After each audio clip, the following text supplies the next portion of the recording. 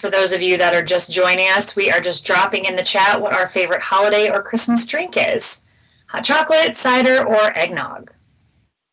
'Tis the season.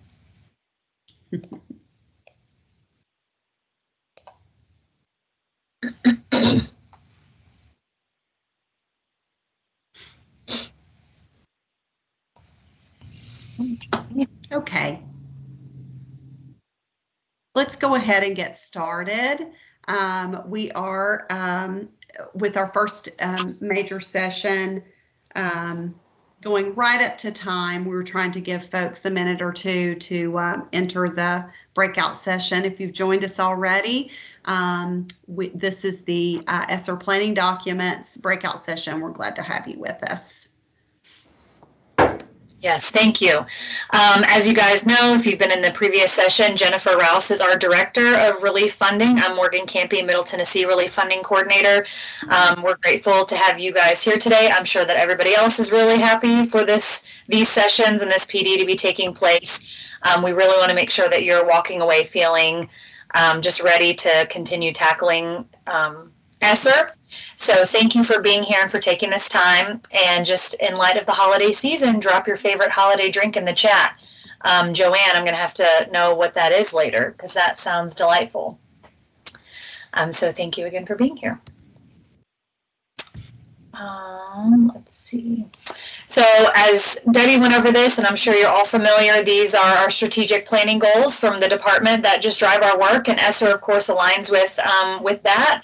So we're grateful to USF for these dollars and for how it pushes our work forward. And of course, the Best for All strategic plan overview, academic student readiness and educators, which, you know, wonderfully aligns with our planning documents for ESSER.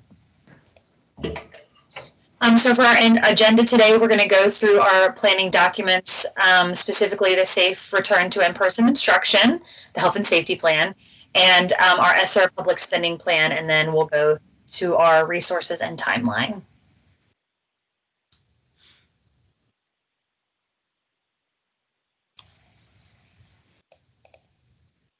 So we'll get started. Morgan, is there anything else you want to say about what folks have dropped in the chat with their favorite holiday drinks? No, just that I want to go make some right now. And I've already said this, but Joanne, who works for the department, she put something I've never heard of in there. So, well, we're hopeful you won't need anything stronger as we go through the planning document expectations this morning.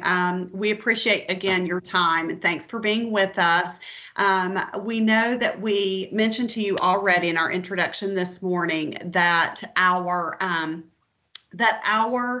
relief team, have come to the department recently. So out of districts recently, both, urban, suburban, and rural districts. And so we have, done the work and the lift, several of us working on the planning documents and the ESSER funding applications prior to our work with the department. And so all of that being said, because as we went through our ESSER planning document review and then thinking about what the expectations and requirements are with the planning documents, we just want you to know that we appreciate the work that it takes to complete those. And we have very carefully considered what is federally required and have really worked at narrowing down what the requirement looks like, and have considered your input in developing the addenda, the documents that we will share with you today that are required, so that they are easier, we hope, as you begin to work on these and upload these into ePlan. And we'll talk about the specifics. So the school reopening plans were were rolled out prior to the ESSER funding application being due. ESSER 3.0 funding application being due. And so it really had to do with around the accountability of the huge amount of funds that were provided to states across our nation. So the planning documents and this the additional accountability around the expenditures of ESSER dollars, of relief dollars, have really been carefully federally mandated, and will continue to be monitored and reviewed. And so the school reopening plans were part of that. So the stakeholder engagement piece, the safe return to school part, how specifically we're expending those dollars, the 20% with addressing learning loss and acceleration, those sorts of things are federally required. And so here are bulleted items specifically from US Ed guidance. So LEAs receiving funds shall develop and make publicly available no later than 30 days after receiving allocation the school reopening plans, and particularly that continuity of services plan and the safe return to in-person. Those are required to be updated every 6 months through September 30th of 2023, prior to when then the expenditure of ESSER 3.0 dollars are due. Must seek public input on the plan, as the purpose is to keep stakeholders informed, and must be approved by the department prior to posting on the publicly available website. They also have to be translated. So that is is specifically the federal requirements of what we are reporting and what we're being required to report, not only to the feds or to the state, but to your local stakeholders as well.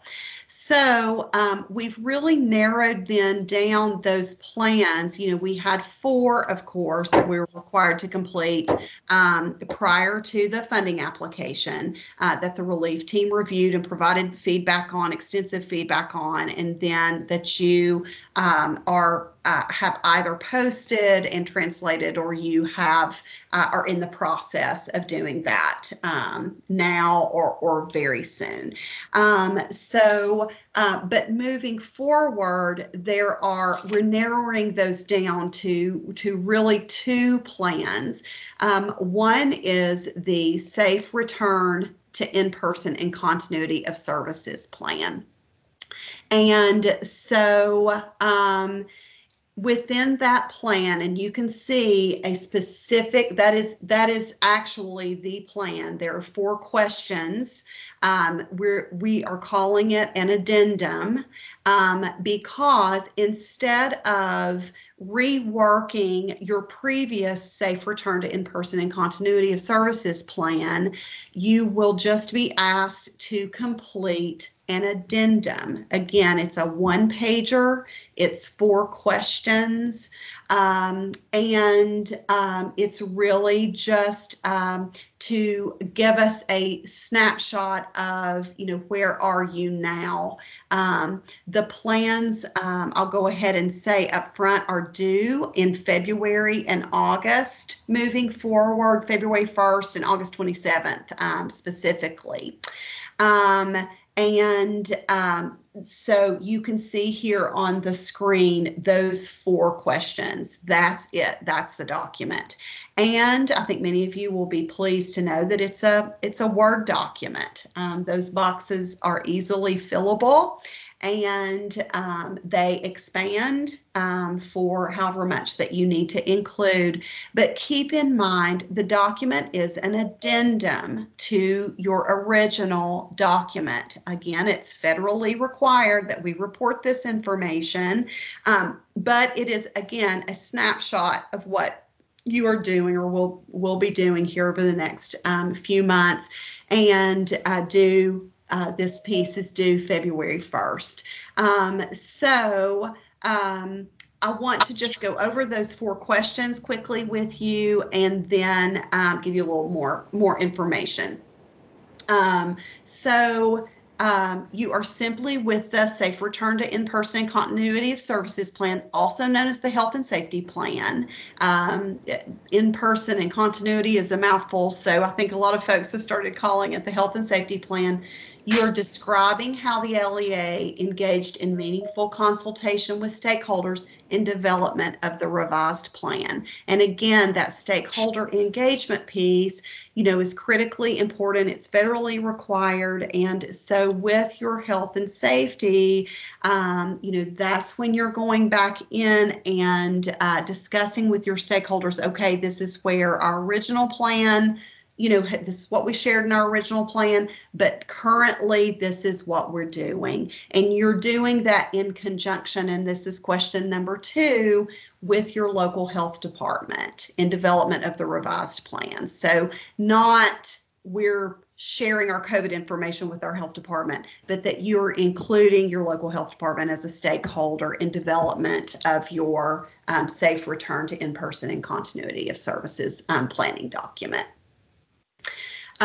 Question number 3 is just sharing, just stating very simply, nothing long and drawn out, nothing that's, paragraphs of information, just simply stating, and it may be a repeat of what, a copy and paste of what you included in your original document, but you're providing to the extent to which the LEA has updated adopted policies and a description of such policies on each of the following health and safety strategies. And so you can see an example of those for there's not, this is the same as the original document. You're just stating any updates there.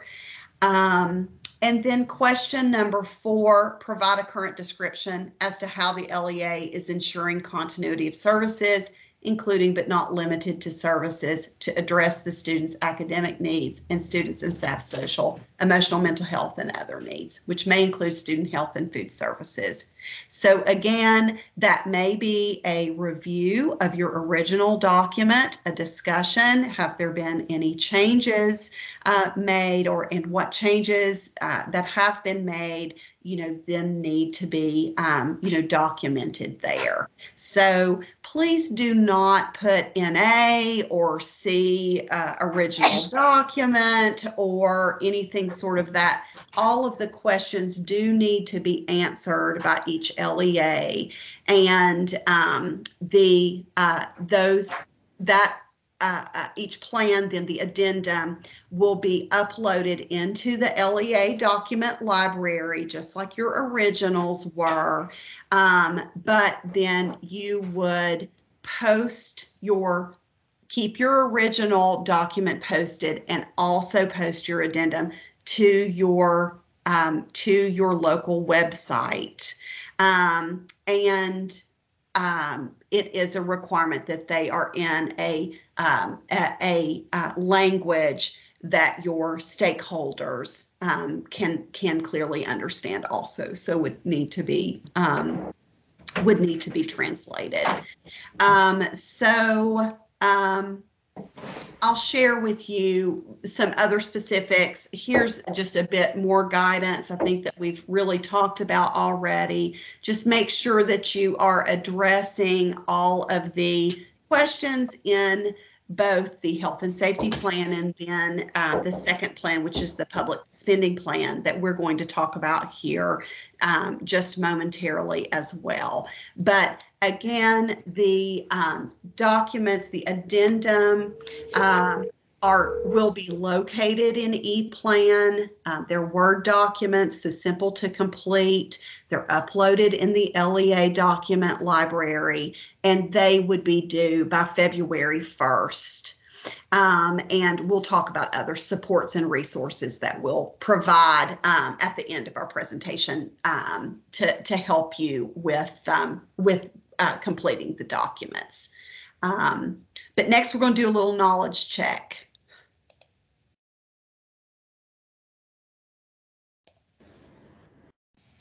I'm muted, sorry. All right, y'all, when is the health and safety plan due? A, January and July, B, February and August, C, tomorrow, or D, March and September? Just drop your answer in the chat.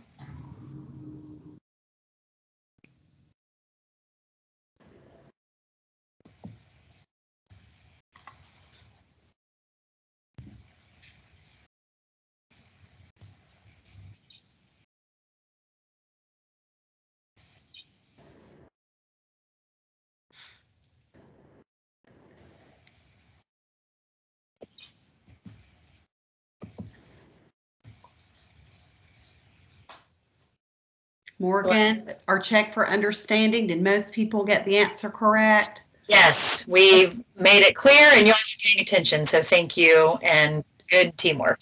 Okay. We're going to move on to the ESSER Public Spending Plan expectation for updates. And many ESSER points of contact have asked the relief team about this because many of you have, received your funding. And of course, the planning documents are ESSER 1.0, 2.0, and 3.0, not only 3.0. And so as you have made revisions and changes and will continue to make revisions possibly, then it outdates your original public spending plan. And so many of you have asked, well, what are we supposed to do with that? Do we leave our original? Do we make shifts? So this is the process for making changes to your public spending plan. Again, the second and the only other addendum that we're expecting due at the same time, February 1st, and then again, August 27th. It's an easier to use template titled addendum. The same thing as the health and safety plan. You'll upload it in the LEA document library and complete this. And this is a couple of pages, but I do think that you will find it much more user-friendly, or at least that is certainly our intent. So with the public spending plan, you may recall in the original, we had quite a few pages and included quite a lot of information, even on top of just the ESSER 1, 2, and 3 allocation. And so we've really narrowed down the expectation of the addendum to meet the federal reporting requirements and also to meet the expectations around transparency for your stakeholders, which is the purpose of the planning documents, transparency. And so what we're asking is you'll fill out some general information in the addendum that includes like your ESSER point of contact and the name of your LEA, that sort of thing, the date. But then the meat of the document includes just listing your ESSER allocation 1, 2, 3, and you'll tell us what your total allocation is. That's simple. And then the next part is that budget summary page. So if you recall, one of the big hangups with the original spending plan documents were just how complex that it became with what dollars that you were being required to submit. So we've really tried to simplify that here. But these categories, as you may have picked up on when Debbie mentioned those earlier today, there are certain categories that align with certainly our state's strategic plan and expectations, but then in bigger picture, also what is federally allowable with ESSER dollars, with relief dollars. So that's why you see the categories in each budget summary and why the categories are what they are. So for example, you have the academics category overarching category, and then you have those 4 areas of that are allowable with ESSER dollars: tutoring, summer programming, early reading, and interventions. Then you have an other category because lots of LEAs did lots of other things on top of tutoring, summer programming, early reading, and interventionists. And also, you may not have spent ESSER dollars in those particular categories, and you don't have to. So what we're asking you to report in the addendum is what you spent by ESSER funding 1.0, 2.0, and 3.0 according to each category. So in tutoring for ESSER 1.0, you probably are going to put a 0, but in ESSER 2.0, you may have some dollars there. In ESSER 3.0, you may have some dollars there. The same for summer programming, early reading, interventionists, and other. And again, it's only ESSER dollars, no additional grants, no GP, nothing in addition. And so it is an addendum to your original document. So if the dollars that you allocated for tutoring in ESSER has not changed since your original planning document, then you don't make a change there. You just put that same number in. But if you have made a revision or that number has changed, or to break it out between 2.0 and 3.0, then you would include those numbers there.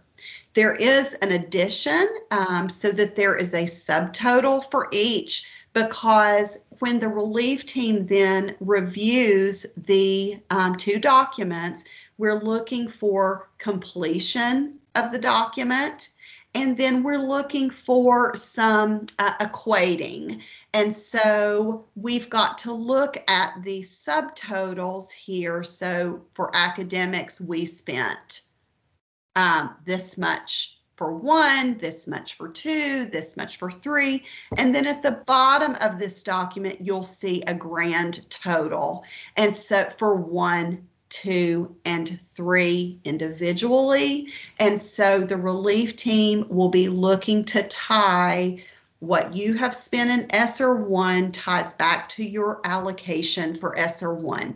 Your total amount for ESSER 2 ties back to your allocation for ESSER 2, and the same for ESSER 3.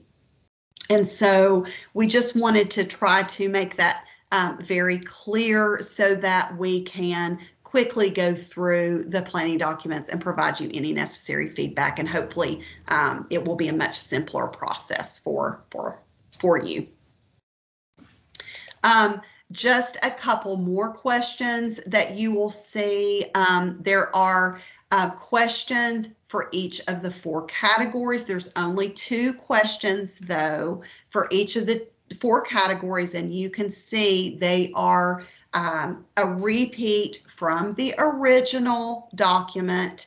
The first question in the for example, here you're seeing an example is under academics, describe strategic allocations to accelerate academic achievement, including how allocations support the investments identified in the district's needs assessment. Same question as the original document, just please review it, and discuss it, and then revise it as needed and place it there. But again, we're not looking for paragraphs of information. Certainly it's a fillable document, so you can include as much as you want to include, but we're looking for just simple statements there, an overview of how you have used your allocations to accelerate academic achievement. And then we've asked you in question number 2 for each of the 4 categories to describe initiatives included in the other category. And again, going back to that previous page where you have other, a lot of districts included a lot of things in other outside of those listed areas of allowable expenditures. And so again, we're just asking for a simple description there, not a full-blown description of what that you are, how you're spending those funds. But again, keeping in mind the purpose of this document is for transparency to your stakeholders. So if I were a stakeholder parent, in your district, and I'm reading this addendum, okay, this is overall how my district is spending ESSER dollars, 1, 2, and 3 in our district. And so you just want it to be in clear, plain language for your stakeholders. And then there are some very specific expectations that we have listed here around family and community engagement. That was really the main area of concern overall for LEAs as described to us. The feedback that you received and the corrections that had to be made on the original planning documents was around stakeholder engagements. Many districts had to re-engage their stakeholders. Many districts had to provide additional information about how they engaged their stakeholders. And that has to do with what we know is the expectation from USAID that is required to engage stakeholders, and not just for ESSER funds, but for all federal funding actually, but for ESSER funds because it's just such a huge amount of money. And so because of all of the questions that we received, and because it took so much time for districts to have to re-review their original planning documents and rework things, we just didn't want you to be placed in that same situation again. And so we really have tried to very clearly describe the expectations around engaging your stakeholders. And so those are the 4 questions that you see here, and then what the expectation is on the left of your screen. So I'm going to share those first with you. Just take a moment to share with you, and we're almost through this information in this document. So ensure you've used multiple models of engagement. So that can include surveys or in-person or virtual meetings, town hall meetings, other inclusive engagement opportunities, certainly reaching out to your subgroups and considering then the composition of students in your district. So if you have, half or more of your students are economically disadvantaged, ensure that your survey results or your stakeholder feedback, however that you choose to get that feedback, that you have about a good solid representation then of that subgroup of people. And I know that that's not an easy lift. We have some districts, many districts who just did a great job with that I know would be happy to share, and we hope that we'll share in future PD sessions with you. But we hope that clarifies then how you what the expectation is around engaging your stakeholders. We always shoot for at least a minimum of around 10%, 10 to 20% of respondents. And then just ensure that your stakeholder engagement happens prior to development or revision of the plan. That is also crucially important. And so the 4 questions then that you're answering in the document itself is: describe how the LEA engaged in meaningful consultation in the development of the revised plan. Describe how you engaged at minimum 10% of your total stakeholders engaged versus responses received in the development of the revised plan. So you might send your survey to 500 people, but your respondent rate should be at least 10%, of whoever you've sent your survey to. And then question number 3, describe how the LEA engaged in a representation of diverse population of stakeholders. For example, folks have reached out to populations of their ELL parents and students, or to their certainly students with disabilities, those families and stakeholders, your community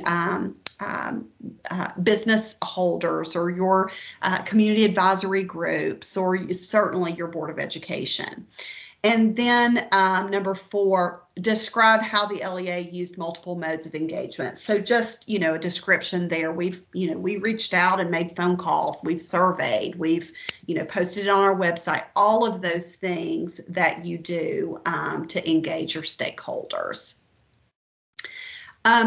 Each of the documents will have a guidance document. So again, these documents, I think they're already posted in ePlan actually under our SRPD section, but they will have a guidance page, and then they will have subsequent pages that you fill in and upload. So we hope that the guidance document will give you more information this time, and more specific information, so that you hopefully will have then fewer questions in being able to complete those documents. So we've got a bit more information to share with you, but we're going to go into another knowledge check. Before we jump into that, there's 2 questions in the chat, Jennifer, I'm just going to ask. Someone posed, are these addendums only for use after the original documents have been approved? Yes, that is correct. And again, they're the first ones, both are due February 1st. Okay. The addendum. And then the second question was, if the totals must equal on the budget summary and allocation page, do we not put the amount in the box even if no change or revision from the original document? Otherwise, they won't match. Yeah, just yes. I think that's fine. Okay. Yep. All right, y'all. So our knowledge check. What is necessary for the quote unquote other section in the district plan? Is it A, a list, B, a brief description, or C, nothing?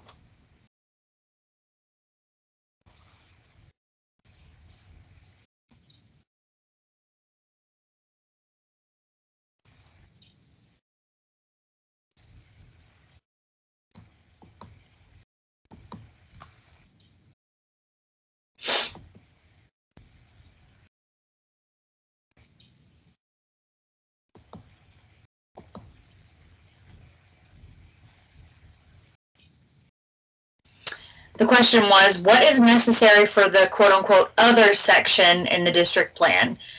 A, a list, B, a brief description, or C, nothing?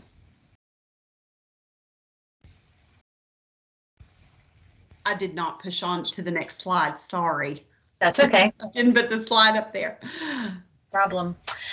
So it's a list. A simple list is all you have to put in there for the other section. And then the next question is, true or false, the number of stakeholders engaged should represent the composition of students. For example, students with disabilities make up 15% of your students, then 5 to 10% of respondents should represent this group. Is that true or false?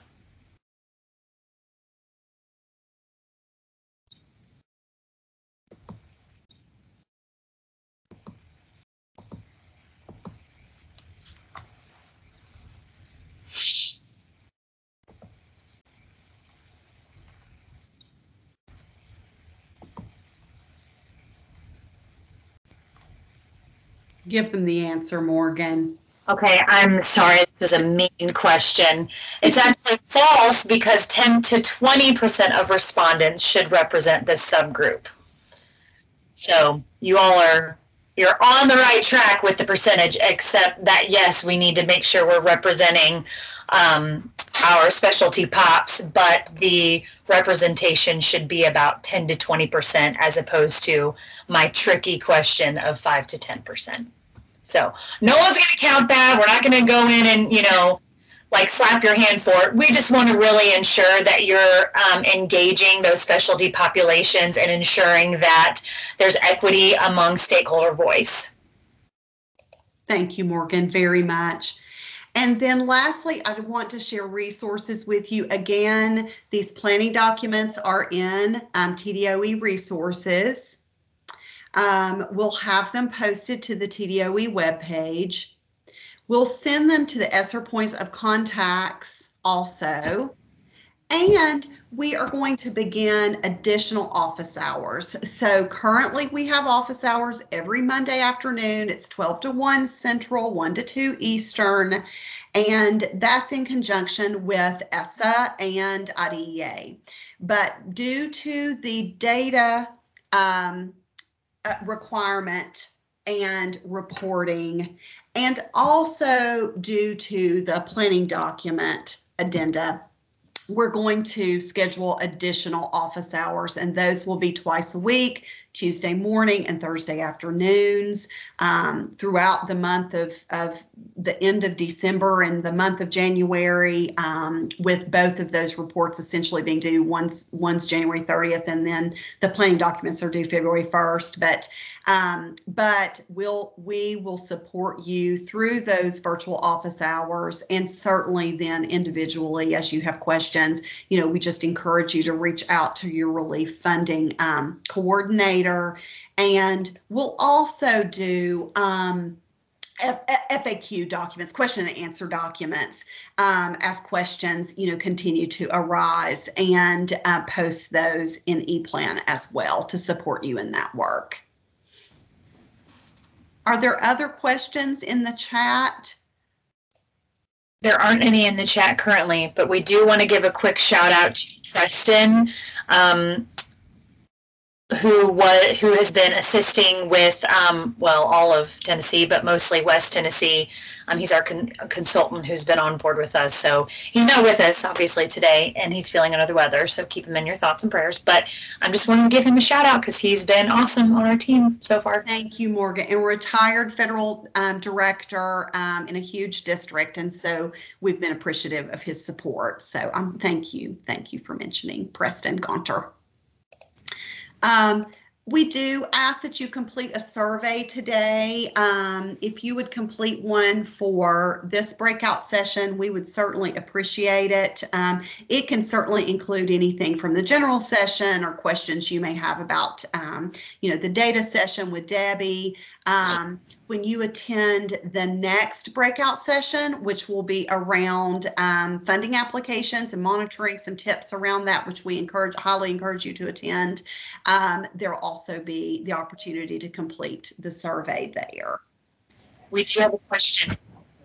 Please. Oh, goodness. Hold on. Moved the screen. If there are no changes made to the original documents, does the 10 to 20% apply for stakeholder involvement? Or are we simply moving the language over to the addendum and posting? Keep in mind that as you are making any revisions, or if you are spending your ESSER dollars any differently than you had originally planned, in the fall, then you certainly do need to re-engage your stakeholders. That can be as simple as many people have a family engagement advisory team, or you continue to engage stakeholders through surveys. So if you've made changes and then you certainly need to re-engage, or if you didn't meet that expectation originally, you should re-engage. But think about for the health and safety plan, particularly, any updates that you make there also, you would need to engage stakeholders. So it really is consistent across both plans. I hope that answered that question. Any other questions, Morgan? I know we're running over time. And so we just want to thank you for your time.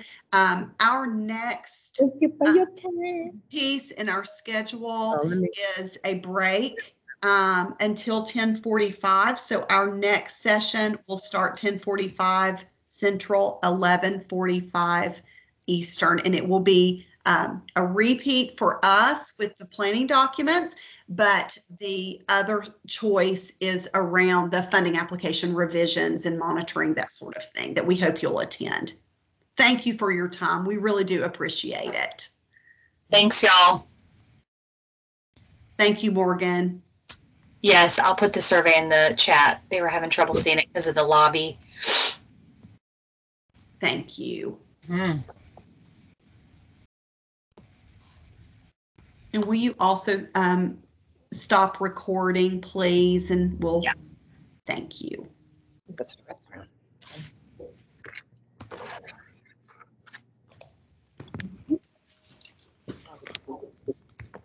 forgot mine too when I went out.